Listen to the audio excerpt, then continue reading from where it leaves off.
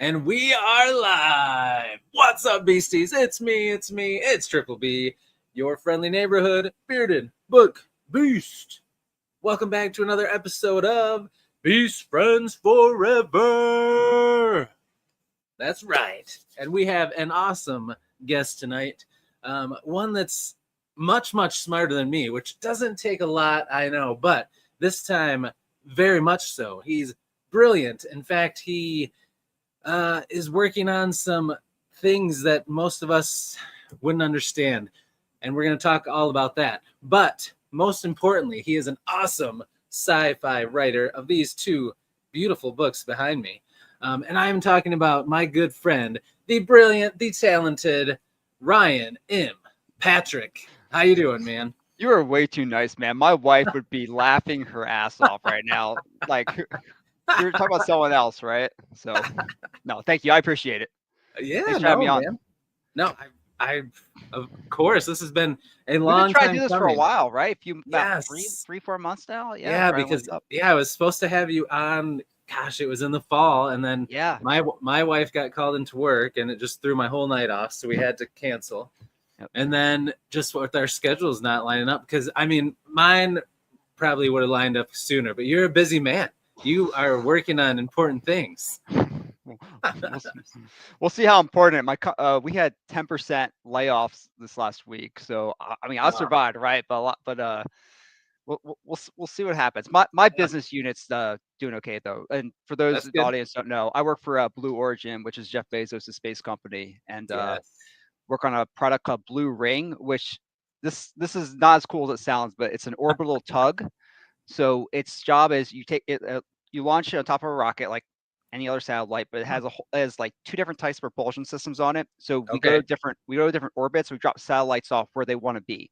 As opposed to if you're a secondary payload on like a big, GPS launch or something, you go wherever that rocket goes and you don't get a choice to matter. So instead we drop you off where you want to be, and then we do other stuff. If there's a payload attached instead of being separable. So I work on the ground system for that. I'm the lead test guy. I do a lot of radio software integration, space ground integration, antenna sites, that kind of thing. Oh man. Okay, well, see, you just proved that you're way smarter than me, because that all sounds very cool to me. It is cool. I mean, the thing is, like when I was doing my interviews last year, because I left the military, I went to work for Blue, and I was telling people I want to make science fiction real. Like that's why I get up out of bed in the morning, and I want to go work for a company. I talked to SpaceX, and they were cool because I worked with them before, but they wanted me to move to Texas, and Blue Origin let me stay in DC area, so that was the deciding factor there. But so I'm a big sci-fi guy, and I do that in my day job too, which actually makes it easier. Oh yeah, I'm sure it makes it easier. Oh, that's okay. We got at some point too. See, I'm lucky. My door is over there, so they come in and I just go like this. Yeah. It's fine. It's no big deal. We don't mind. This is very chill, my friend. For those of you who don't know, I have four little girls who are all little blondies. They look much more like it's a good thing. Look more like my wife than me. So one of them stop by. So. Oh yes, they will. They will. All right, let's shout some people out. First, I want to say this is why you're much smarter than me, because you mentioned the orbital tug, and this is what me and people like me that are usually in here think. Good old John A. Douglas is here. John A. Douglas, baby. Getting flick. So that's why I love just listening to you talk about this cool stuff, man. I love this stuff. Yeah, space industry is crazy right now. It's so cool. You're pumped about it. I love it. All right, let's shout out some people in the chat. John is here, of course. We've got Cinna is here, Library and Lakes. Thanks for being here. Josh at Already Overbooked is here. Thanks for being here, man. Let's see. And we've got Mark from Avid Book Junkie. What's up? We're doing good, man. Hope you are too. We've got Contemplative Readers here. That's right. Party time. Whoop, whoop. That's what I'm talking about. And ZK and AK is here. What's up? Thanks for being here. And let's see. I think, and Dr. Logan from Novel Insights is here. Yes, he loves the hard sci-fi. That's what I'm talking about.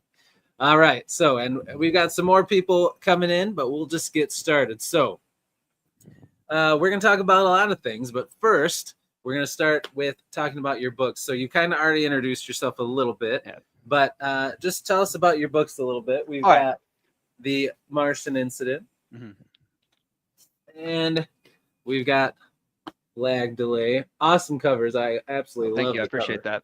I did the Martian Incident one myself. It's crazy. It looks awesome. Yeah, it was Photoshop and just played around with some stuff, and it looks perfect, man. I mean, it looks like it was all like painted and put together. It doesn't even look like you mashed things up or anything. Like, it looks awesome. And then Lag Delay. We'll see how much longer that cover lasts. Everyone tells me they like it, but I'll talk about that in a sec. All right. So why don't you give us the rundown of these books? So I'm one of those guys. I think most people are right habit. You always have that one book or one series you always want to write. And mine is it's a big sci-fi series. It's set, I don't know, about 200 years in the future, and it's very much the Bourne Identity or like a Robert Ludlum conspiracy theory meets The Expanse. The bad guys. So in this book series, Atlantis is real. Atlantis was super advanced. Atlantis fell, and then the last 10, 12,000 years, the remnants of Atlantis all fighting each other. They're behind a whole bunch of stuff. The Martian Incident was supposed to be the prequel to that series. It is no longer. It's its own thing now. But it was supposed to be. I wondered. So it's set on Mars about 50, 60 years in the future. And they find this giant spaceship from the future that's been buried there thousands of years. So there's some time travel stuff involved. And that spaceship was supposed to, in the first book, come and take out the protagonist of the book. And that's what kicks off the plot, right? You have the sighting incident. And that was what was going to be. No longer the case. It's a very different. That book's actually going through the Pentagon pre-publication review. I'm going to try to get it out this year. Yeah. Okay. We talk about that in the future. Anything I write has to go through a few different security reviews. Okay. But so the Martian Incident, it's hard sci-fi. Set on like partially colonized Mars. There's a bunch of bad guys. There's some EU troops that are doing bad stuff. There's Chinese sneaking around, and then obviously there's don't know if you ever read Sphere or seen the movie. I've seen the movie. So the whole plot is very similar to Sphere, but set on Mars, except rather than under the Pacific.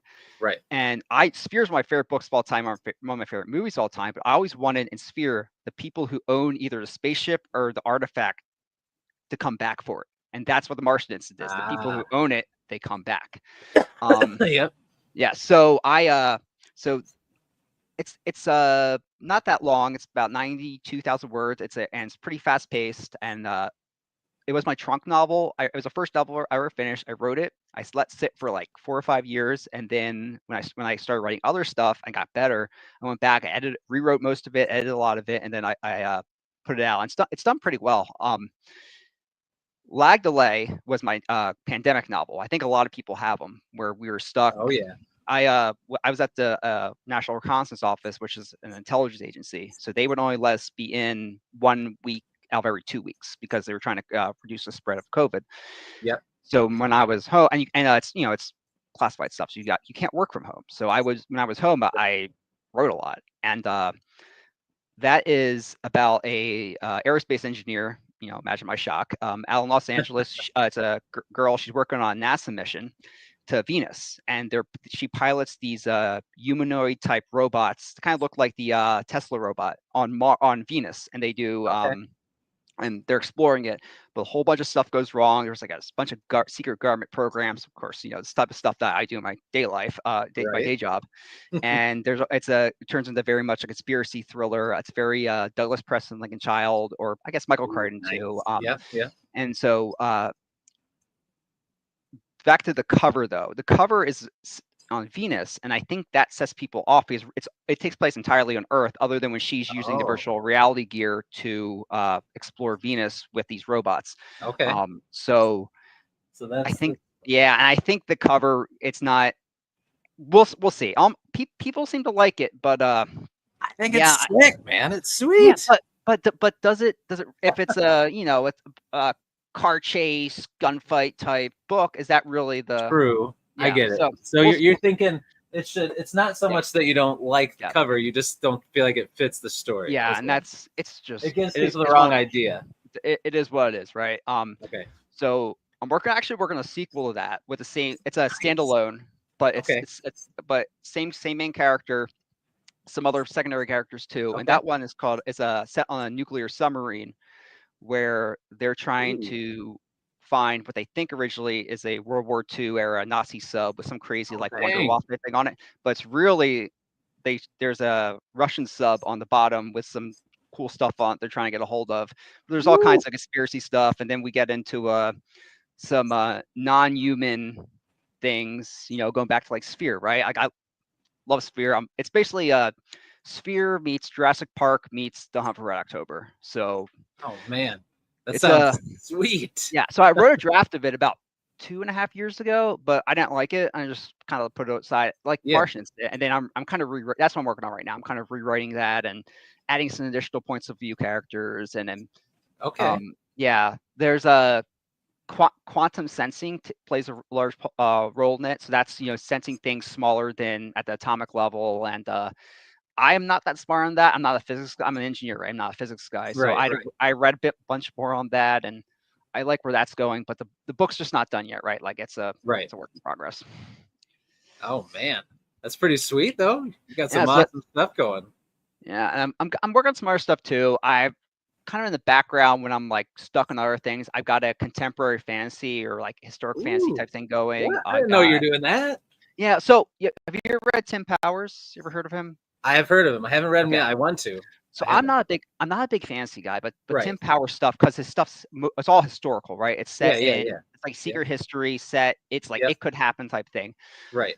So that gave me some ideas, and I'm playing around some stuff. But what's cool is I'm setting it in my. I'm from just outside Philadelphia, and in an area called Chester County in Pennsylvania. I'm setting the book there. Let's see, Iraq war time frames. Like it's like 2005, 2006. Timeline's not important. It's not really defined, but I want to do something before like smartphones, right? Because I feel like they ruin a lot of plots. So you kind of put stuff in the past a bit. You can do some interesting things. Heck yeah, man. Yeah. I'm excited. So yeah, all right, I've got a lot on my plate. You do. We'll talk about that more in a second. Let me shout out some more people. We got an awesome group. People just keep filing in. So let's see. We got, I don't want to miss him up here. Shane is here. What's up, Shane? Thanks for being here, man. And then we got Miss Molly McCobb, another awesome author, is here. And another author, Tim McKay, is here. Tim, I know Tim. Oh yeah, Tim's awesome. Good people. Rowdy is here from Rowdy Player One. What's up, man? Thanks for being here. BP or Brian McCoppin, another awesome author. He loved the title. A lot of people are talking about how they love both your covers. So, thank you. I appreciate that. Good, yeah. And already overbooked, Josh here is a huge Eagles fan as well. So I think you should show off that shirt a little bit. I've got the brotherly shove. I thought that was clever. Tell them before I have some more stuff coming in. I have an exciting Whites t-shirt, and I've got the Quinyan Bay sweatshirt, but they have not arrived yet. So. Oh yeah, you got some good stuff coming. Yeah. Let's see. Grimfell, musician, rock star, also a writer who's working on some things. Awesome dude is here. Okay, I think I caught everybody that just came in. So we got an awesome group that are excited to hear all about your journey, my friend. So you told us about your books, some of the things you're working on. Why don't you tell me a little bit about how, okay, let's not go back too far yet. Let's just start with these books. So when did you kind of start the process to write your first book? And then how long did that take? And when did you decide you were going to go like the self-pub indie route? So I started, I wrote a bit in high school, but I didn't really get anywhere, right? And then I went to the Air Force Academy out in Colorado Springs, and I had no time. I was an astronautical engineering major. I met my wife when I was out there, so basically my time was either doing homework or my wife. And when I graduated, I was out in Ohio for a couple of years. I started writing, and I didn't get anywhere, right? And then I went to grad school, and I'd say 2016, right when I finished grad school, that's when I started the Martian Incident. We were out in Albuquerque, New Mexico, and I was managing a SpaceX launch, a Falcon Heavy launch. So I would fly out to Los Angeles, where SpaceX is based, every other week, and I fly out Monday night, come back Friday night. And on those plane rides is when I wrote, I'd say 95% of Martian Incident. And I had outlined it the waning days of grad school, like when my thesis was done, but before I defended it. And I'm like, I got this idea for a book. It's like Sphere, but it's cooler because it's on Mars and all this stuff. And so I outlined it the first time I ever did that, because I'm definitely a plotter, right? I'm not a pantser. So I outlined it, and then when I started doing these flights, this would have been like spring 2016. I started just tapping away on the keyboard on these like 2-hour flights out from Albuquerque to LA, and took me about 3-ish years to write it. And then I started some other stuff after that, and those books never went anywhere. And then, like I said, with COVID, with lag delay, and then so that was 2020, 2021, so 2 years. And then now I can probably pump out a book in 6 to 9 months if I have it outlined and I know what I'm doing. Nice. Yeah, That's I write my lunch. Yeah, write my lunch break, and then I write at night after the kids all go to bed. Which in theory they're all in bed, so I haven't been bothered again. But, oh man, that one went back to bed on her own. Yeah, she just turned 6 yesterday, and she is the easiest kid by far out, and it's nice and close. I'll say I've got a 7-year-old. She's not going back to bed without me. Oh, really? She gets up. So that's well done. My 7-year-old wants nothing to do with me, so she's. Oh, that happens. It happens. Oh man. Yeah. So but the I was mentioning earlier the sci-fi series. It's the book I've always wanted to write, which is I'm a huge Robert Ludlum guy. Like I've read all his books. I love the Bourne Identity. I love all those those Bourne stuff, and I want to do a sci-fi version of that. And it doesn't really exist. Like there's some Neil Asher stuff that kind of touches on that. Oh, Timothy Zahn that touches on it, like and then the first book or so of The Expanse, there's a lot of like political machinations and espionage and things like that. And it's like the book I've always wanted to write, and that was the book I just kept trying to write over and over, and I just wasn't able to do it. Yeah, I had to get some more stuff out of the way. Stuff that has seen the light of day, like this stuff that hasn't.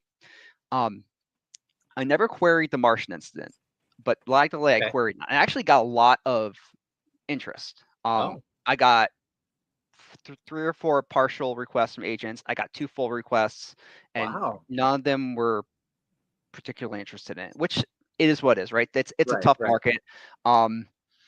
And I'm like, you know what? I started listening to the Six Figure Author podcast. I'm not sure if you've ever heard that. Yeah. And I'm just like, itself. I like control. I like doing my own thing. I like being my, at this time I was in the Air Force Space Force, and like people are telling me what to do. Self-pub is like, I can be my own boss. I can tell myself what to do.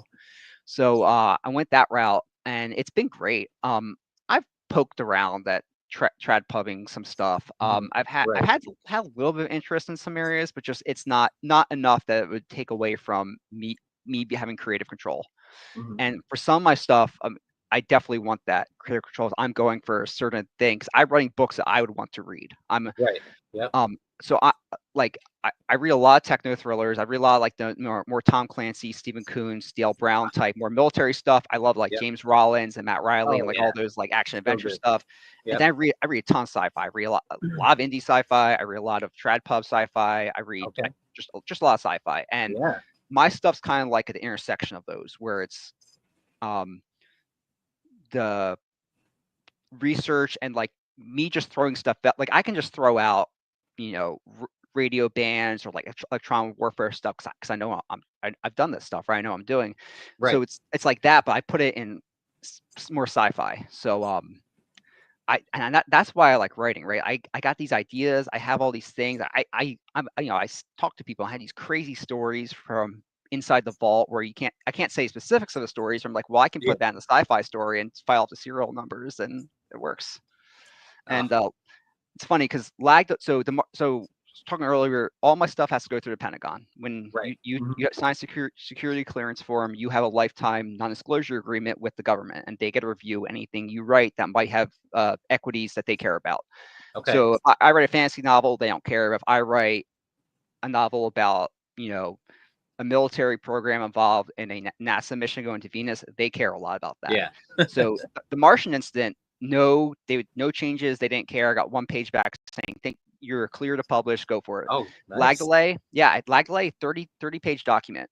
they would have all kinds of changes made, some of which made sense, right? Like, because I wrote it at one point on my career, and then later I learned more stuff. I'm like, well, maybe I shouldn't have done that. But it took me a year to get through that process. So a year later, I knew more than what I did before. Right. Yeah. And some of it was like, so NASA has a set of relay satellites called TDRS, and they're like, you can't mention TDRS because you have all these other things. I'm like, that doesn't make any sense. Like, these are unclassified ones. If you go to the Udar Hazy Center down the street from my house here, it's National Air and Space Museum, you can see a TDRS replica. It has its own Wikipedia page. It has a NASA page on its website. Why is it? But so I had to do it. So I had to take all these references to TDRS out. So it's interesting. I'm very curious to see what they had with the European deception, which is the one I'm going through the Pentagon right now. Okay. If they want me making any big changes or not, because it's set 160, 170 years in the future. But I mentioned things like there's a IC network called JWIX. I forget what it stands for, but it's like the internet it's a top secret internet. So I mentioned it in that, right? Because that hasn't changed in 30, 40 years. I don't see it changing anytime in the future. So yeah, so we'll see if they want me to make any changes or not. But I try to keep it as unclassified as possible. Okay, that's probably the best way to do it, because if you do too much, then you got to change so much, right? Or you can just go to jail. So there's a book. There's bigger repercussions, I suppose. So there's a book called Wizards of Langley, and it's it was released. The guy he was never cleared, so he did not go through the same process I have. And it's about the CIA Science and Technology Directorate and things that they've done. And I was reading it. I think it was on a rental car bus shuttle thing. It was here in like Phoenix or Las Vegas or something. It was on a trip. Yeah. And I'm reading this, I'm like, oh my God. Because I knew like there was stuff in there. I'm like, how did he even know that? And then how did that even get published? Because the guy should be in jail. So yeah, it's neat. Geez. It's a good book, but there's a lot of very highly guarded secrets in it, which is unfortunate. So how did you find out that you had to run it through there, or are you just smart? You were just smart enough to know, like, I need to ask somebody. No, they tell you. When you get a top secret clearance, when you're read in, if you ever want to publish any articles, write a nonfiction books, they lay it out. So that guy probably knew he wasn't supposed to. No, I don't think he ever had a clearance. No? He just talked to people who did and pieced stuff together. Yeah. Okay. I got this. Interesting. Right?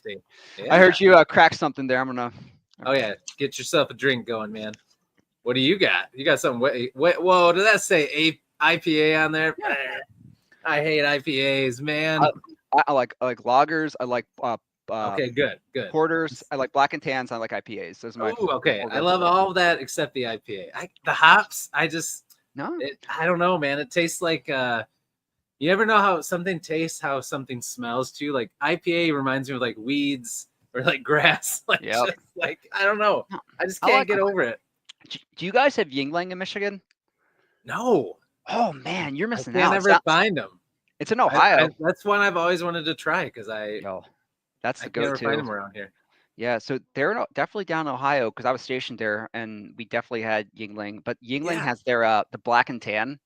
Oh, I love black and tan. Same price as Bud Light, you can get black and tan. It's crazy. Man, I gotta. I mean, there could be somewhere in Michigan, just not where I'm at. Anyway. Yeah, I don't know. That's good to know, though.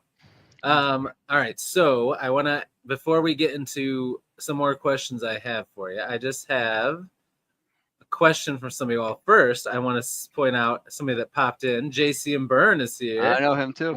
Just in time to watch the drinking start. Good people. He is. He's awesome. So I'm glad someone agrees with me. Tim agrees. He can't do the IPAs. I just can't. I can't do it. But Cinna wanted to know. She said, "What is your favorite classic hard sci-fi? And have you read any sci fantasy?" We talked about Tim Powers, but so sci fantasy is interesting because there's Brian Wilson. I don't know if you've had him on the show. Oh, yeah. I haven't. He's going to be on in May, though. Okay, he's also good people. So I've not read a second book. I've only read his first one. He has sci fantasy. It's very Star Wars like, in that there's spaceships and there's going to different planets, but it's really just a fantasy novel. And a lot of Star Wars is like that. I got it right here, actually. What I like that book. What I like more than that is That's the first one. It's Gene Wolfe, Book in the New Sun. Ooh, nice. Where it's a sci-fi novel, but it's written in the language of epic fantasy, and I love it. I read it when I was 19, 20 years old, and I read it again about 2 years ago. And you learn. It's very dense, and you learn more about what's going on each time. And like the first time through, I did not realize, I think it's in book 3 or 4, he goes to like a rocket launch tower, but because he's in like a medieval like society, he can't the main character can't explain that. So yeah, Book of New Sun's probably my favorite fantasy. Classic hard sci-fi. Probably my favorite hard sci-fi is Revelation Space, which came out in 2000. Ooh, Alistair Reynolds. That's one I want to check out. So I don't know if that's classic. I'm also I'm a big Asimov guy, so the old like robot series, Caves of Fire, stuff I like that stuff too. Nice. I like Rendezvous at Rama, which that's Arthur C. Clarke. Yeah, Arthur C. Clarke. Yeah, I like that. But yeah, was a Revelation Space. I don't know if you ever played Mass Effect. Ooh, I have. I love Mass Effect. Okay, so Mass Effect, I love it. Favorite game series of all time. They just took the plot straight from Revelation Space. Really? And Revelation Space is one that's been on my radar a long time. So it's very dense, and it's the author's first book. What I've heard. So it might take some getting into, and he just drops you in. There's no explaining. There's no holding your hand, right? But so I mean, Revelation Space has been out since 2000. Mass Effect's been out since 2006. We'll drop some spoilers here. At the end of the first book, they release these robot things that are not Reapers. They're called inhibitors, and they go to start taking over the galaxy. Ooh, and they do it every so many years in cycles, just like the Reapers, for reasons. And I won't spoil that because that you don't find that out until much later in the series. Man. But don't spoil it. Yeah, but so the author of Revelation Space, though, Alistair Reynolds, is a PhD in astronomy. He used to work at the European Space Agency. So you want hard sci-fi? I mean, it's diamond hard. There's no fast from light travel. Oh, man. There's everything is very, very hard, and I love it. That's probably my favorite. I don't know if 25 years old. Yeah, I don't know if 25 years counts as classic, but we'll count it. I mean, but you talked about, I would say Gene Wolfe would be considered classic, right? Even though that's sci-fantasy, but yeah, so I'd say that counts. Gene Wolfe's like 70s, and probably 80s, Arthur C. Clarke. That's classic. Yeah. But you know what's funny is you made such great recs that she said she just started Shadow of the Torture this morning. Yeah, Shadow of the Torture is great. It's just such a good series, and it's one of those books you can reread over and over. And honestly, Revelation Space is kind of like that too. You pick up more each time you read it. Oh yeah. Yeah. So pushing ice. I'm gonna be honest. Pushing Ice falls apart in the third act. Was it? Okay. The premise is amazing. I hadn't heard of that one.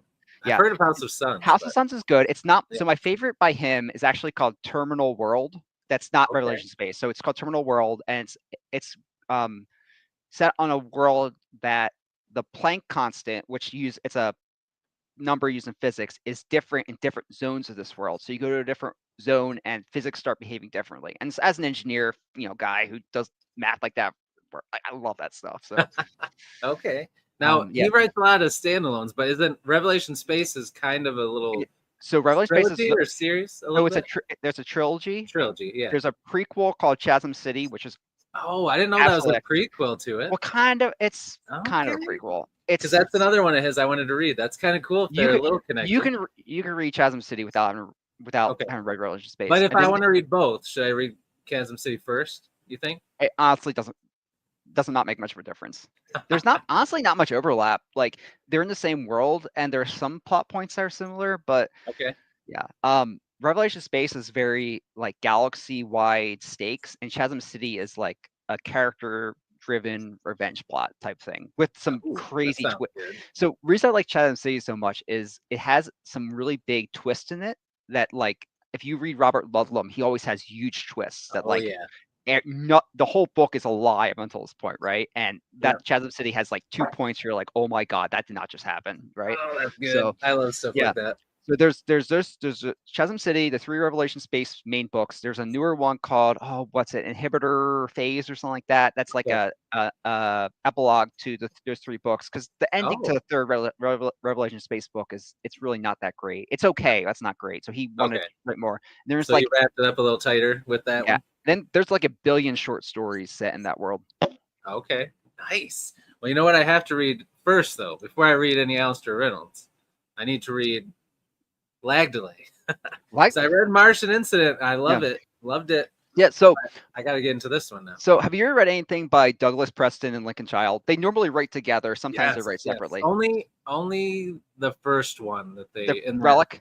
Yeah, the Relic. Yeah. Yep. Yeah. So, if you've read Preston and Child, Lag Delay is set up very much like that, where it's like a kind of a slow burn, but there's a lot of like science and like there's intrigue and stuff. And then there's like the midway point, everything just falls apart, and there's a car chase on the freeway in Los Angeles. I love that, man. It sounds like a fun mashup. Yeah, because this is the one you're working on, kind of a sequel to, right?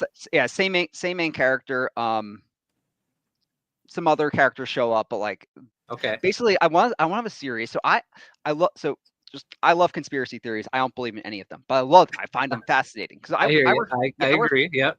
I worked for the government for 12 years. It's really, really hard for the government to pull something off. But it's like, what if they did? Right. So I want to have a series where there's a lot of like aerospace mysteries, like let me some good ones. Like the UAP, like the Tic Tac UAPs. I want to write a book like that. You ever heard the lost cosmonaut theory? No. Okay, so there's a theory that the Russians, Soviets really, in the Cold War, left a lot of people stranded in orbit. Okay. Oh. And they did not. So and the theory is for national prestige purposes, they did not want to let the rest of the world know they had people die in space.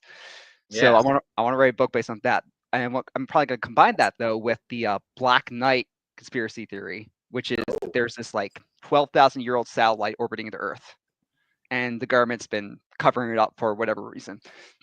It's really a thermal blanket from a classified satellite back in the 80s or 90s, but the theory's cool, right? Like, that's awesome. Yeah, well, if there was an agent satellite, so I want to write a whole bunch of like aerospace-centered Douglas Preston and Lincoln Child books. That's basically the goal with that series. That sounds incredible. Yeah, we'll see if I can pull it off. Oh, the other one I want to do. There's the Giants of Afghanistan. The Beast of Can. There's a whole.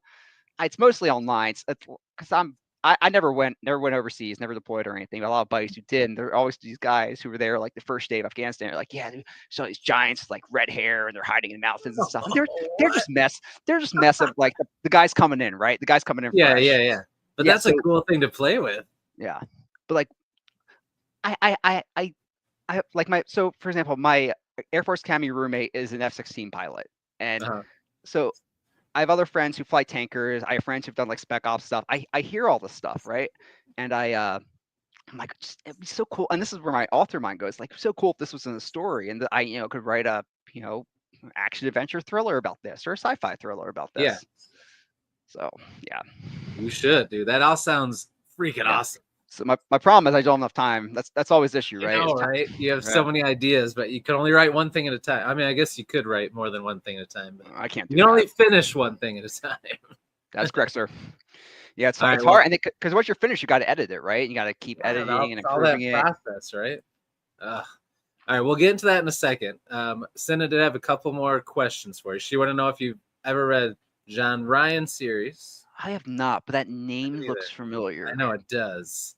Or Garth Ennis's Stitched or Sticked. Definitely not that one. John Ryan looks familiar though. Yeah, I know. I'm trying to think. Cinna, let us know. Is that? I don't know. I feel like I know what she's talking about, but I'm not sure. She'll put something else in there. All right. Yeah, so I definitely recognize that name. I know. I'm thinking I know what it is, but I haven't read it, so I can't speak to it. But so tell me a little bit about Craig Robertson wrote. That name's also familiar. Hold on. I got to look up on my phone now to see if I'm right. And then I'll show you the picture and see if it looks familiar to you. Craig Robertson.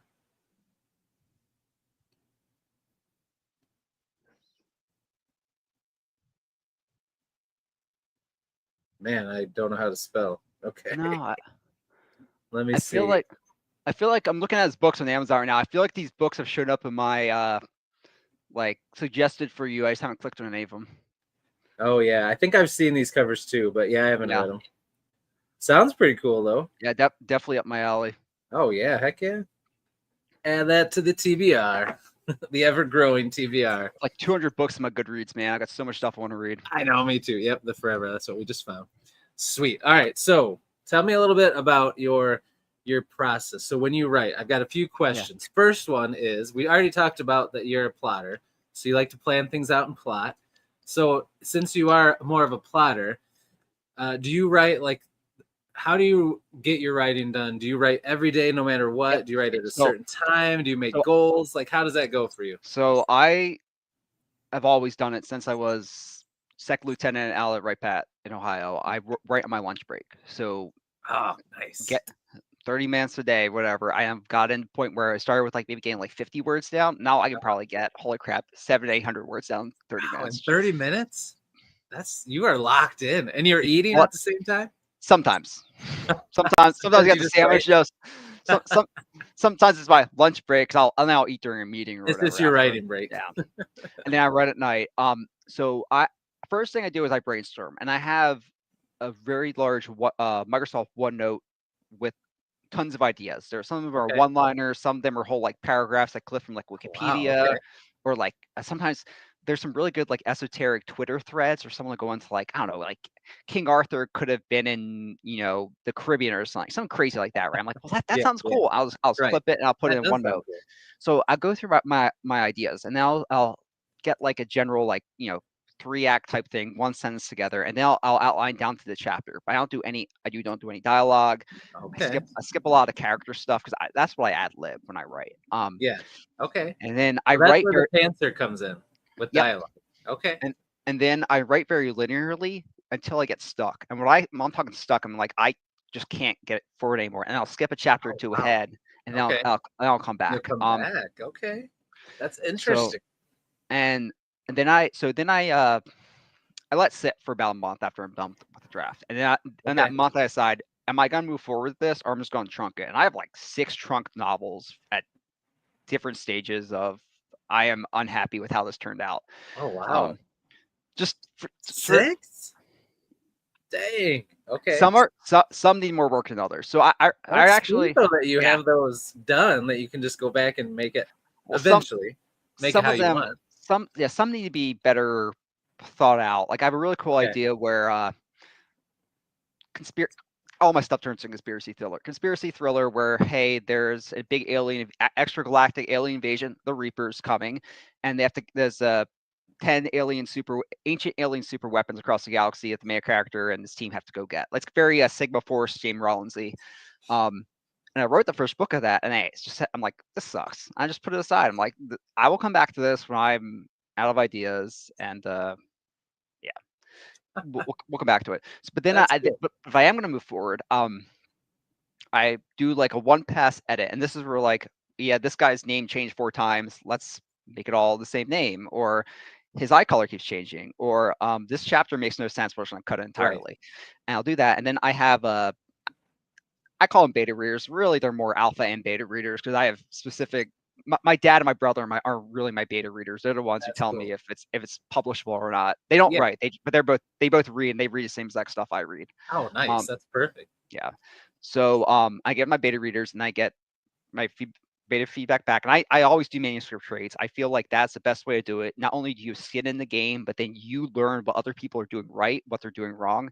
I always have a beta read going where I'm helping out a buddy, and I've got this like Rolodex of people who I've done trades with. I'm like, I will, whenever you have something for me to read, I'll read it and give you feedback, and I expect the same. Like I need help, I need someone to read it, and I'll take whatever feedback you have. I put it in big Excel files, and then I go and I edit, and I figure out what works and what doesn't. And sometimes I'll disagree with all my beta readers. Sometimes it'll be like, yeah, you guys are all right. Or sometimes it's like 50-50, half them like something, half them don't.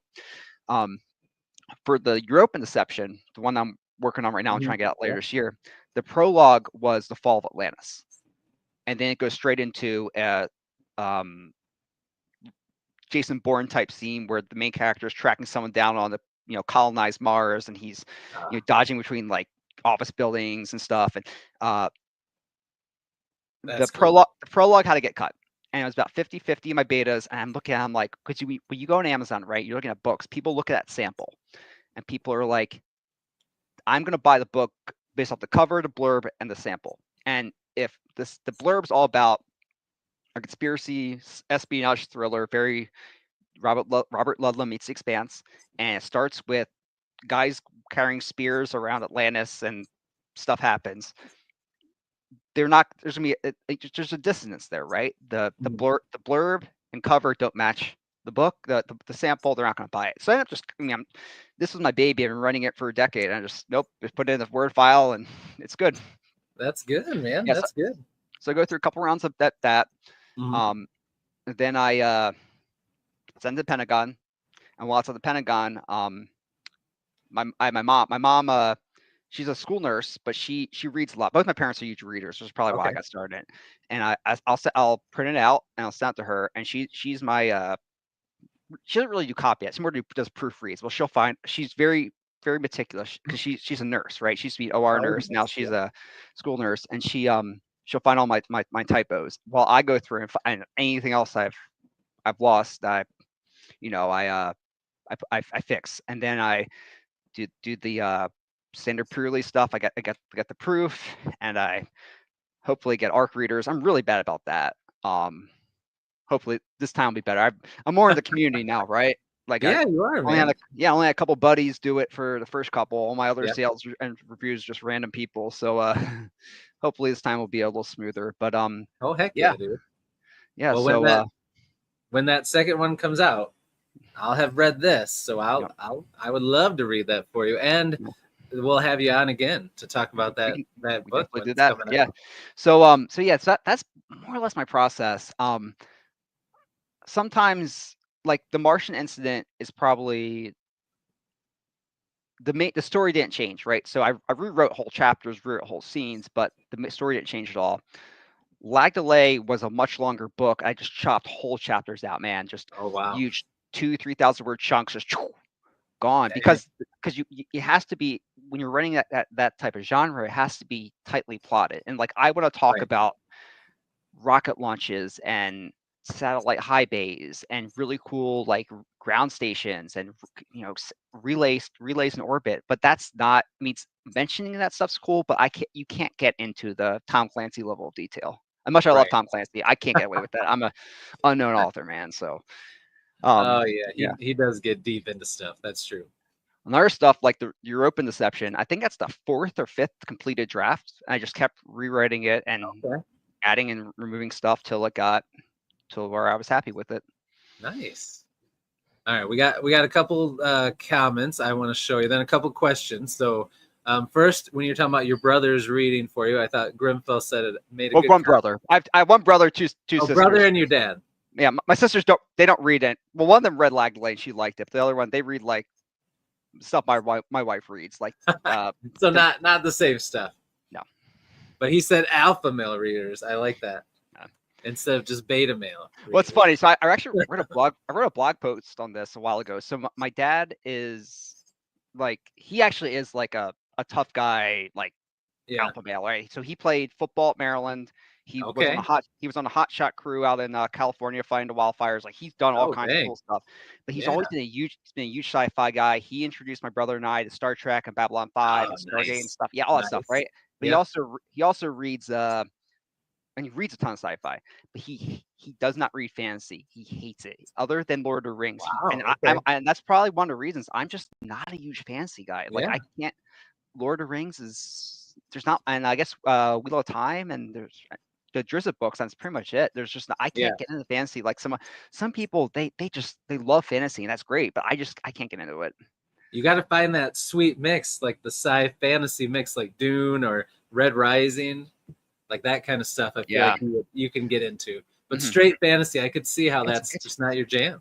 It's hard, yeah. But he's always been like huge sci-fi. He read all the classics. He's a huge Dune guy. Like when we had as a kid the 1984 movie on VHS, And then we had the sci-fi miniseries, the original, then Children of Dune. We had those DVD, and like nice. So that's just a huge Dune guy, and he's read Revelation Space on the Reynolds stuff. Trying to think of some of the other sci-fi he's read, but he's also very much into like the Clive Cussler, which I also love, and Steve Berry and all those like modern day action adventure stuff too. And then Tom Clancy, and Clancy got me into a lot of the military stuff. Like huge influence on me. Oh yeah, if you like his stuff, then that'll definitely lead you into so many other cool things. Joshua Forbes, another author, is here, and he wanted to know. Does seeing mistakes authors make about stuff you understand from your job, like real hard sci-fi stuff, does that ever turn you off from their work? Like if you read a popular author or an indie author and you're like, So it depends. If it's like a Matt Riley action adventure, 100 miles an hour, whatever. I'm not just having a good time. You don't care. Yeah, right. Okay. Or if it's like Preston and Child got some stuff wrong too. Or actually, there's a James Rollins book where he was mentioning Los Angeles at the time Air Force Base, and he put the location wrong. I'm like, oh, that's not where it is. I go there all the time. Yeah. So like that. So I want to say there are very few times where it really turned me off from the work. Okay. There are times though. So Patricia Cornwell, who's an author I do like, she writes very good mystery novels. She wrote like a techno thriller, and all this NASA stuff in it, and it was all wrong. I'm like, I work with NASA. I launched a rocket out of a NASA facility. NASA does not work like this. Like the names of things are right, but all the processes and like how things work are wrong. I'm like, ugh. So that was a do not finish for me. She's a very good writer. It's just not these two books that were like techno thrillers. That's fair. Let's see. ZK and AK said, who are some underrated indie authors or books that you've enjoyed that should be talked about more often? Let's see. Nick Snape, Weapons of Choice. Oh yeah. Those are good. I've not read his other. I've read one of his other books, but like the Weapons of Choice stuff is just it's like Halo for me, right? It's just like cool guys in battle armor going and killing stuff. I'm like, this is good. This is what I want. That's cool. Let's see. I'm sure my writing group will kill me if I don't mention some of them. MV Vilch, and she'll kill me, but it's her books, because she is not like the fact that she's a woman writing military sci-fi. Earth, and she's not indie, but she writes for a small press, and her Earth Legion books are very good. They're very military sci-fi, but they're good. And I don't always do military sci-fi, which is interesting, because I was military and I write sci-fi, but like a lot of stuff is just like the grunts on the ground, and that wasn't me. I was an engineer doing space stuff, so it doesn't work as well as opposed to like the guys I know who were grunts. They read like Galaxy's Edge and Marco Clues, and they love it because it's what they did. I'm like, I just can't relate to it as much. Another good friend of mine, D. Andrews, Afterburn. I think the sequel's supposed to come out this year. Brian Wilson, who we already mentioned. I'm probably forgetting lots and lots of people. Ryan Skeffington. His sequel's also coming out this year. Yeah, he's the one that introduced me to you. Introduced us, which was good. Yeah. There's some harder science elements in it, but it's not hard sci-fi. None of the stuff is really hard. For sure. Right. So JC and Byrne, he said you should give your dad his book, Wistful Cindy. I could. I love that book. I have that is a fun book. I don't have I have it on Kindle though. I don't have it on. He reads all paper. He doesn't do any of that stupid ebook stuff. He reads all paperbacks. James Eric. I talk on Twitter with Ryan Williamson a lot. He's Doomsday Reek kind of. I've only read the first two. I've not read the third one yet. Oh, nice. They're very good books. Again, I've heard that. The Wargate guys are great. They Mongol Moon, which is a techno thriller by a guy named Mark Sibley, who lives about 5 minutes from me in Northern Virginia. Oh wow. Yeah, we've had coffee a few times, but he that's also a Wargate book, but that's more like a World War III type book than sci-fi. That's cool. Well, after this, reach out to JC and Byrne. He said he'll send your dad a paperback. And Joe, he will. That is the type of book. My dad read a lot of like the like Star Wars Extended Universe. Because I've read most. So the Wistful Ascending's a lot like reminding me a lot of that. Yeah. Just superheroes instead of Jedi. Yeah, for sure. All right, so Man, we've already been rolling for 50 minutes, dude. This is flying by. I know. So I want to switch gears in a minute. Well, yeah, right. It's crazy. Let me grab something real quick. All right. So before I have some questions for you, just for us to get to know you. Oh man, my chair. My mouse is well. It happened when we were backstage too. I don't know what's going on with it. Oh man, it happens. It's not as bad as my webcam going out last. No, I'd say it. Your webcam is holding up good. It's not as embarrassing. Doing great. All right, so before I switch gears and ask you some questions where we can get to know you beyond your writing and stuff a little bit, I have two kind of brain break things I like to do. First one is to see how you would answer, and the chat, if they want, how you would answer my question of the day today. Oh boy. So most days I do a question of the day. Today I tried to ask one related to science fiction because I knew I was interviewing you. So my question said, what's your favorite aspect of science fiction books, or I guess anything? And the options were the technology, the kind of futuristic concepts. Oh gosh, what was the other one I did? Oh, like the like hard science, more hard science stuff, or just something I didn't mention. So what would you choose? Oh, it's definitely technology. Yeah. So I've done technology stuff both on the DoD side as well as in the intelligence community, and I mean it's a lot of times, especially with our primary adversaries, it's the cat and mouse game. It's a tit for tat. We develop a technology and then they develop a technology and we develop a counter to that. And I really like sci-fi books that do that. Another speaking of classic sci-fi, Doc Smith's The Lensman books. Ooh, never heard of that one. Oh man, my father-in-law introduced them to me. Yeah, so they're old, they're dated in a lot of ways, but Lensman. And they very much scale with power. So in the beginning, the main characters and their ships aren't all that powerful, and neither are their adversaries. And then as the series goes on, this gets more and more to they're blowing up stars and blown up and Joe's all about those. Yeah, I didn't know about them, so I met my father-in-law, and he's like, "You got," because I told him what I like. He's like, "You got to read these," and yeah, they're pretty good. That's cool. Okay, I'm gonna check those out. Slide rules, man. I remember the slide rules. I was gonna say. That's good stuff. Yeah. All right. So that's good. So you like the technology. So do you like the technology when you're reading and writing, or do you like something different if you're writing versus reading? Oh no. So if you always the technology, you read my books, yep. I wrote the Martian Incident prior to SpaceX landing rockets on barges or on land. And this is actually something from I don't remember what book it was from because it was pretty expanse too. But so there's a ship that takes the main character to Mars, and in the middle, you probably remember this, in the middle of it, they turn halfway and they burn the other way to slow down. Yeah. And I had to do all the math, right, to figure out what how powerful my rocket is, how many hours it would take, and all that. And I mean, obviously, it's compressed because it's not real, and I don't want but still, right. It's no. And then with this book called Crush Depth, which is a sequel to Lag Delay, you have the two word titles. Figuring out quantum sensing, and then I had to learn a lot about sonar. I'm very good with RF energy, right? So radio stuff, and radars, radios. That's not my background, but I'm self-taught. I only took a couple classes in it, but sonar is a whole different beast. And when you're underwater, there's RF bands. The energy doesn't travel, so that's why you use sonar. You sound waves. And I was teaching myself a whole different type of technology there. So yeah, dang. Love that stuff, man. That's awesome. Oh, man.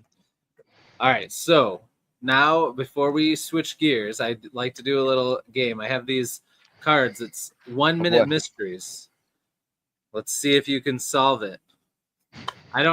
No one solved it in a minute. So if you don't, it's okay. But so basically, it's a card that has 3 parts. It's the case. Then it kind of lays out what the mystery is. Mm-hmm. Then there's a bunch of clues that I can give you if you're feeling stuck. Okay. So I have 3. You can see the tops of them here. So pick 1, 2, or 3. We'll go with 3. 3. All right. My football number. There you go. There you go. Oh, thank you, Senna. Appreciate that. $5 super sticker. Thank you. I appreciate that. All right. So, you ready for the case? Mm-hmm. Chat, you listen to. You can pop into your answer if you think you know what it is. All right, here's the case. Buzz is sent into a barrage of bombs and gunfire with no protective armor besides a standard issue helmet. He's in constant danger, but he never once raises his gun against the enemy. Instead, he shoots several of his own country's soldiers. He later receives a medal for bravery in battle. So the mystery is, why does Buzz shoot his own countrymen, and why does he receive a medal for bravery? It's usually like a play on words is usually how these go. Buzz. So let's see. So basically there's a guy that's sent into a barrage, bombs, gunfire, there's stuff going on where he just has a helmet. He's always in danger, but he doesn't ever raise a gun towards any enemies. But he does shoot several of his country's soldiers, and he gets a Medal of Honor. So, yeah, I was thinking of the chat. I was thinking your Toy Story or like a bee or wasp or something. Oh, those are good guesses. All right, let me start giving you some clues, and we'll see if you start to get it. All right, so first clue is Buzz has never gone through boot camp. Second clue is he gets paid to shoot his fellow countrymen. Oh, I think you got it in chat. Oh, what do we got? Ooh, what do you want to go with? Let's roll with it. Which one are you thinking? Photographer. You are correct. Nice work. So the young man is a war photographer who bravely goes into battle to shoot pictures of soldiers. It's crazy. I like that though. Where'd you get those cards? These actually are. It's cool. It came in this. I get this subscription box. It's called Caffeine and Legends, and you get an indie book usually from an author, and it's signed with a note from them about their book, and then you get a bag of coffee or hot chocolate or tea, whatever you prefer. And then they always throw in little bookish like things. And this came in one of those, and I just thought it was cool. So I started doing it, and now I do it every one of these. I like it. It's fun. Yeah. I'm kind of hard sometimes though. You got the Dresden Files back there. Oh yes, I do. I am not up to speed on that. I'm only like maybe 5 or 6 in. That's pretty good because there's a lot of them. That's still pretty solid. How many are there now? I just got caught up because I was a little behind too. I want to say there's, gosh, let me see. I've got them all here. Let me see. This one, I think 17 or 18. 17. Holy crap. Let me see. Dresden starts with a good 7. Count them. 1, 2, 3, 4, 5, 6, 7, 8, 9, 10, 11, 12, 13, 14, 15, 16, 17. And then I think there's 2 like short story anthologies, a couple novellas now. But I did hear that he just, it's been like years since that 17 came out, but he just sent off number 18 to the editor. So nice. Probably next year in 2026, I'm sure it'll come out. I'll take a cop at some point. I have to be in the right mood to read those, like it's a very, I got me right state of mind for a good Dresden novel. Oh yeah. Well, and I feel like as they go on, they get a little more deep. You can tell his writing and his character depth and building and gets better and better. But yeah, it's good. It's crazy. It's one I've been reading like my whole adult life because they've just been around so long. So it's kind of wild. I remember the Sci-Fi Channel show. I remember watching that with my dad. Oh yeah, it was all right. I hadn't read any. I hadn't even read any of them at that point. I just knew. Just watch the show. I do like that actor, Paul Black. Yeah, Thorne or Blackburn. I can't remember, but he's a cool actor. But yeah, the audiobooks are really good. They weren't around when I first started reading them either, but I did listen to the last few because did you ever watch Buffy the Vampire Slayer? Only a couple episodes back in the day. So the guy that played the vampire Spike, James Marsden, he does the audio and he does really good. He does an awesome job. I can't get into audiobooks. My wife does that. She's I like don't either. I know. I I can't either. I only can do them if I'm like cutting the grass, riding the lawnmower, or like if I'm driving like on a trip a long way. Like I'm trying to get better at it because there's so much time when I'm doing stuff like around the house or projects or whatever, and then it's like if I can listen to audio during that, it's like yeah, I can knock out some more reading. But if I'm just sitting, like I gotta have the book or a ebook or something. I gotta read with the eyes. But audiobooks are great if you can find a way to do it like when you can't read physically, like you can knock out a lot of reading. It's pretty nice. I'm an ebook guy now. I have too many books. Love ebooks. I have. My wife says no more, so I just get the ebook at this point. I know. I love having physical books because I love the covers and the art, and they're just. But like, I do really dig reading on my e-reader. Like, it's just so nice.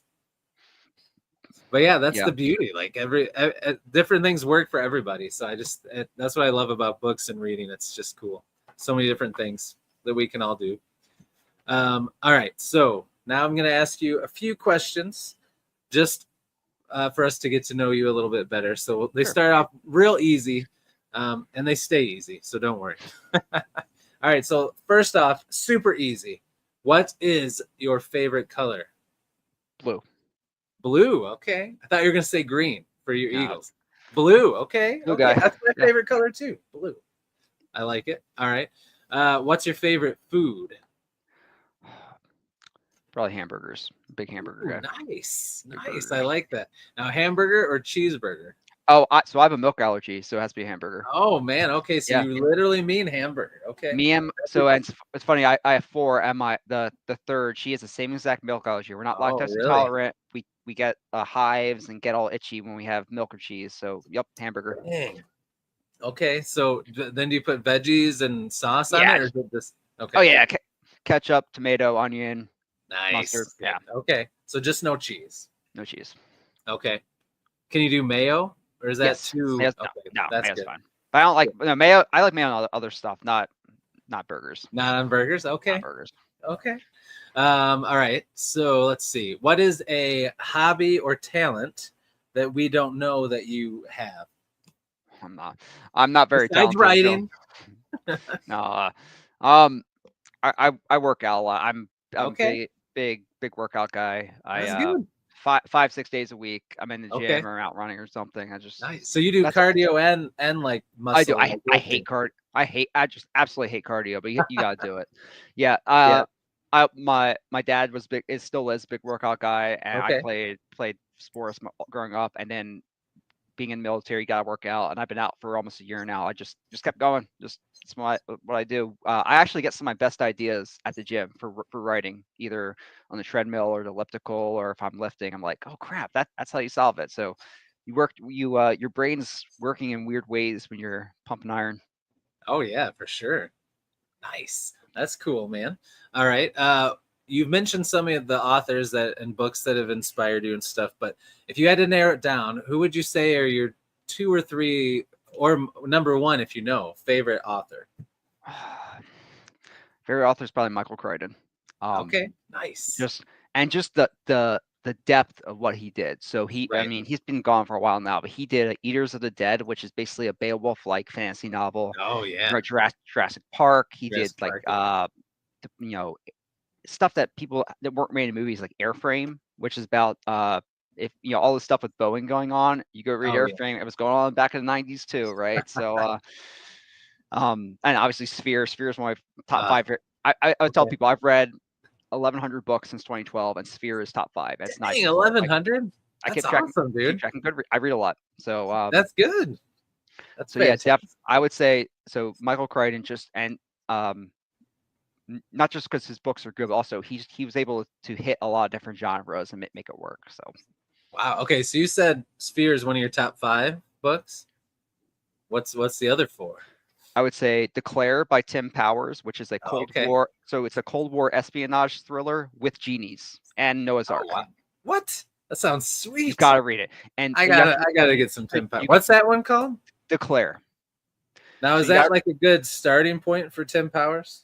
It was my starting point. Okay. It's a Cold War, Brits and US versus the Soviets, but there's obviously a supernatural fantasy element, but you have to read it twice because the first half of the book makes sense. Won't make a whole lot of sense till you get to that point, and they're like, "Oh crap, he explains everything," and you just didn't realize he was explaining stuff. Yeah. Let's see what else. Cardinal to Kremlin is my favorite Tom Clancy novel. It's nice. Yeah. So let's what else? Book of the New I'll cheat. Book of the New Sun by Gene Wolfe. That's 4 books in one. Good. Yeah. And probably Revelation Space. Oh, nice. Those are all ones I want to read. Especially now that you talked about that Tim Powers one. I could talk about Tim. So Tim Powers has so many amazing books. He has a book called The Stress of Her Regard, which is about the romantic poets. So Keats and Byron, on all of them, Mary Shelley, and silicon-based vampires who live on the top of the peaks in the Alps in Europe. That's sweet. Yeah, and what Tim Powers does is he takes his characters, who a lot of times are historical characters, and he takes their biographies and he fits in all this cool fancy stuff around it so that things make sense, even though there's supernatural or fantasy elements to it. So I can't get enough of that stuff, man. That's awesome. Heck yeah. Okay.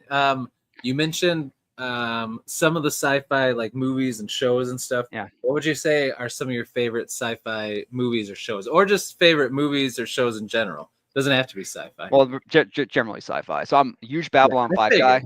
I watch a lot of that. And then Stargate SG-1. Like when I was in high school, I got into all 3 military service academies, and I kid you not, one of the deciding factors, not the only one, but one of them was Stargate SG-1, Air Force saving the galaxy every single week. It really did a number on me. And there's even episodes set at the Air Force Academy. So oh man. So yeah, Babylon 5, Stargate, Interstellar, love that. Nice. See, the Thing is old. Yes, I love the Thing. And then Alien and gotta have Alien and Aliens. I mean, I'm not a big horror guy because a lot of horror doesn't scare me. But right. You get like aliens involved. Ooh. Like Thing or Alien, like that. Oh yeah, that'll set me on edge. That's good stuff. Yeah. Trying to think. I like both Battlestar Galacticas, all the Star Treks. I'm a big Star Trek guy. What's your favorite Star Trek? It's probably tied between Next Generation and Deep Space Nine. Yeah. As a kid, it would have been As a kid, it would have been Next Generation. As an adult, you appreciate Cisco more. Yes. Cisco's a man. Yeah. He's a. I agree with that. But I mean, you see my hairline. I'm Jean-Luc Picard. He's near and dear to my heart. Oh yeah, for sure. Did you watch the Picard, the show? I didn't watch it. Was it? Yeah, that's what I heard. So I never watched it, but the plot line was Mass Effect, which was Revelation Space, which is stolen from I think an old Fred Saberhagen Berserker or something novel. So. Oh, okay. Interesting. I didn't know that. Okay. Let's see. So then you're probably Star Trek over Star Wars then. I would say you're more of a Trekkie, right? No, I would say because I'm a big expanded universe guy. So I would say up until the sequels came out, I would have been Star Wars, and now I'm especially having to rewatch Deep Space Nine. I'm probably more Star Trek. Yes, that's good. That's true. That's a good point. So speaking of extended universe, then did you ever read any of the comics? Have you ever been a comics guy? I'm not a comic guy, which is funny because my oldest daughter loves graphic novels and comics. I can't get into them. Not your thing, huh? Nope. That's fair. My cousin's been collecting comics since he was like 12, and that's great. It's not my thing. Huh. I'm also not a big superhero guy either. Just also like my wife loves them. My wife likes all the Marvel movies. And wow. Okay. So she goes out with her friends to go see those, and I'm like, that's cool. I don't need. I'm all right. Oh man, that's crazy. Somebody had a good question here because I don't know. Maybe you'll know what this is. But ZK and AK said, "Have you read any A.E. Van?" I have not. Because Alistair Reynolds loves his work, so it must be a classic, wasn't it? Yeah, I'm looking him up right now. He's older, but he's connected to Philip K. Dick, who's another writer I really like. Yeah, I didn't even think about him when we were talking about classic stuff. So actually, this came up on Twitter a few days ago. So the one time I think the movie is better than the book is Blade Runner, because I'm a huge Philip K. Dick fan, but I think Do Androids Dream of Electric Sleep? That's one of his weaker novels. But the Blade Runner's just great. Same with the sequel that came out. They're both great. Yeah, I didn't watch the sequel. I need to. It's good. Oh man, if you like the original, you'll like the sequel. Yeah, I heard that it was good. But yeah, I tried to read how androids do androids dream of electric sleep? Yeah, do androids. Yeah, and I was think with that for a second. This isn't the same. But I gotta try to read some more. What's like his best one that you read? I like Valis. I have a couple of short story collections of his. They're really good. Shoot, I'm trying to think. There's another novel I can't think of off the top of my head. I can't picture any of his books right now. Yeah, but his stuff's it's just it's good all around. Yeah. I've read actually probably more of his short stories than his novels. Oh, okay, that's good to know. Let me see here. There was something. Oh, did you ever watch Heroes, that show? I think I saw a couple episodes of it. Yeah. I think my wife watched it. I watched the first season. Yeah, my wife watches more TV than me. I'm not a big TV guy. I watch sports and sci-fi. That's basically it. Oh yes. We are big sports guys. So are you all Philadelphia area fan? Okay. So 76ers, Phillies, Eagles, Flyers, Sixers. Oh, Flyers. Yeah. I'm like, I know there's hockey. Yeah. What about college? So, my dad played at Maryland. He roots for Maryland and Penn State. I root for I had buddies I played with who played at Penn State. So I root for Penn State and then obviously Air Force because I went there. My wife's she went to CU Boulder, so we've been recently been very big CU Boulder fans. We have Coach Prime stuff and all that, and yeah. Okay. My buddies from back in the Philly area think it's super obnoxious. I'm like, no, it's cool because CU was so bad before he showed up. He's an okay coach, and that's all they really need. Yeah. Yes, Ryan is from Philly. I'm outside Chester County, so like I grew up like 30 minutes from Philly. My dad's from South Jersey, mom's from the same area I grew up in, and most of my family's between like Central Jersey and then like Philadelphia. So nice. Yeah, very cool. All right, well let's bring it back around before we wrap up here. I want to know. So you talked earlier. You have that one book that's kind of going through the process. Right yeah, I'm just waiting for the Pentagon for Abington. My dad's best friend lives in Abington, so nice. We go there a bit. Yeah. So you might have run into Mark from Avid Book Junkie and not even known it. Never know. Yeah. So the Europe Inception is going through the Pentagon. So I'm hoping it comes out at some point and it gets approved for release because they could say no, right? And that happened to a guy. Sorry, off topic here. There's another author I met on Twitter, and he writes Cold War thrillers. He did intelligence community and CIA stuff. His stuff's all fictional, but he had a book that he wrote, and they're like, there's no way we can release this because this happened in West or East Berlin in 1960s. Like, well, I was there in the 80s. Like, but this happened, you can't release it. So they could say no, but the odds are they're going to say, because it's a sci-fi novel, they're going to be like, all right, yeah, go for it. It's not like you're writing a nonfiction thing or something. Yeah, correct. So that hopefully come out this year. That's all my effort right now is editing that and making it perfect. You learn a lot, right? You get better with each book. Yeah, every book, right? I focus on plot. That's what I like to read. Complex plots are that's my bread and butter. Yeah. People like characters. People like character interactions, and that's something I've had to really work on. Improving because to me, characters are what drive the plot. But I'm reading a book because I want to read the Osterman Weekend or the Bourne Identity and be shocked by the outcome of the plot, right? So, you get better, and this is been trying to write this book since I was like 14, 15 years old, and I'm just 20 years now. I've been poking around, and this is it. It's awesome. I can't wait. I could not be happier with its current state, and we'll hopefully come out later this year, but we'll see.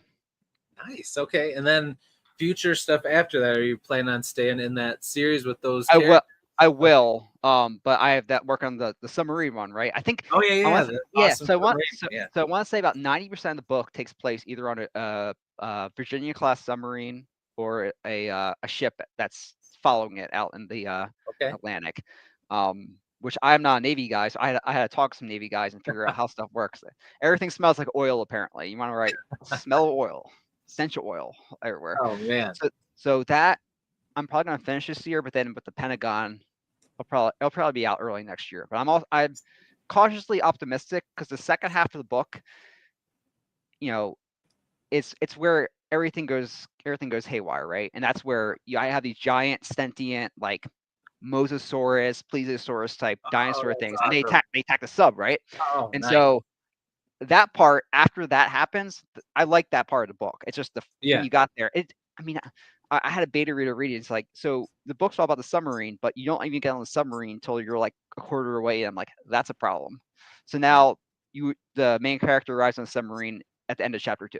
So okay. Much so you sped it up a little bit. You learn things. You live and learn, right? That's true. So yeah, so those are two I'm working on right now. I have a whole bunch of other projects. Like I have a Gene Wolfe like science fantasy I've been poking around, but like I don't know if it's not ready to talk about, right? So it's like I have a whole bunch of stuff. I was saying I have all those trunk to novels. We'll get there, right? You got time. And the process improves. But the 2 books I'm excited about right now, the Europa and Deception, and then Crushed Shep, which is a sequel to Lag Delay Behind You. And but I'm really starting to think it's going to snowball, right? Because like my process has gone to the point where I can pump out 3,000-4,000 words a week if I take it seriously, and that really adds up over time. And also, the more you write, the quality of your writing improves, and you don't have to edit as much because your first time through there's gonna be errors. Sure, you have to edit, but you have to edit less.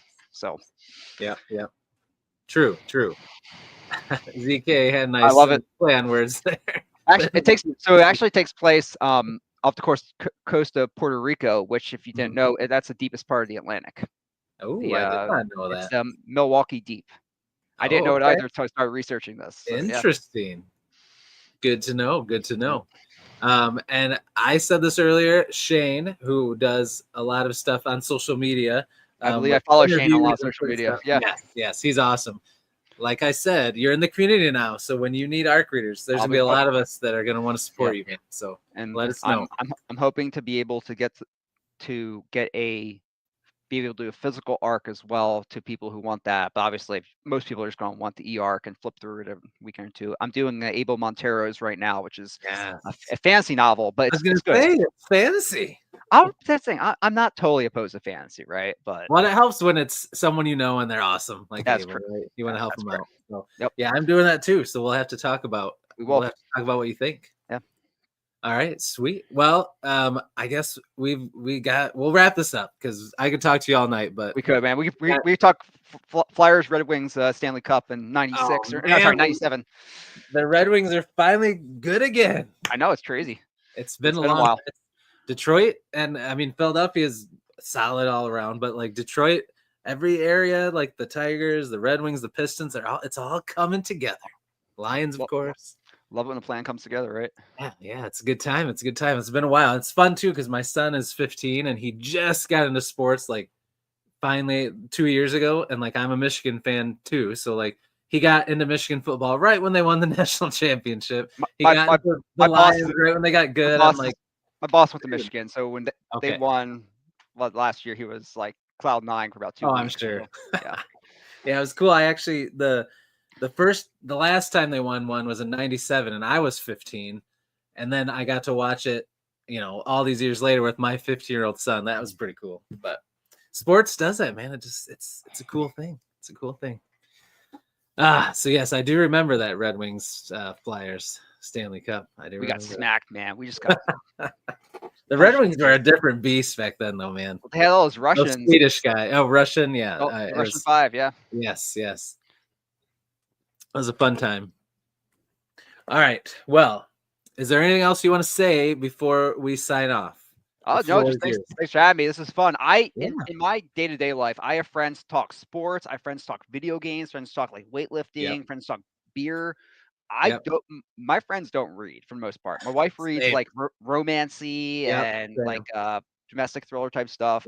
Yeah. My parents read, but they're both slower readers. My brother is also kind of slower, so I don't have people to talk books with. So this type of stuff's awesome. I love it. Heck yeah. I mean, and thanks to everyone hanging out. This is fun. I appreciate it. Yeah, man. And now you do. You have lots of friends now that like to read and will always be willing to talk to you about books, man. You reach out anytime. It doesn't have to just be when we're doing this, like anytime. All right. Thank you, everybody in the chat. You guys are awesome. You guys were an awesome chat. Thanks for all the questions. Oh, yeah. And both my books are 99 cents for the whole week. So, or until like Wednesday next week. Oh, yeah. I know. So I'm bad about selling. I don't do the marketing thing, man. I'm not good at it. But yeah, part of a larger sale. They're both 99 cents on Amazon. Nice. Haven't, go pick them up. They're fun. So yes, they are. His writing is awesome. I've read one of his books. I'm excited to read the other. And they're not in there right this second, but as soon as this is done, you got a lot on your plate, man. They'll be in the description, links to his books, so you can check them out. Oh, and I should ask you real quick, because Senna is the audio queen. She only does audio books. Are you ever going to do audio for your books? Eventually. I'm not. I don't sell enough yet to make that investment. And if I do it, like I said earlier, I'm perfectionist. If I'm going to do it, I'm going to do it right. And I have friends that have done some. They've read it. They've done it themselves. Done their own audio. If I do it, I'm doing it right. And that's a future me problem right now. Yep. So I've thought about it. Even though I don't do audiobooks, at some point I'd like to do it. Yeah. Awesome. Good. All right. Well, then we will wrap it up there. Everybody in the chat, have a great night. Have a great rest of your weekend. I will be back on Monday night with Alex Shorman, the author of my mind just went blank. He's going to kill me. That one. Well, it's a fantasy. That's why you don't. Okay. Oh my gosh. Why it's supposed to be right there. Why is it not right there? Anyways, I'll be on with Alex. My mind just went blank. But we're going to have a great time. So I'll see you guys on Monday. And until I do, as I always say, devour your TBRs, be brave, be beautiful to one another, and be beastly. We'll see you guys.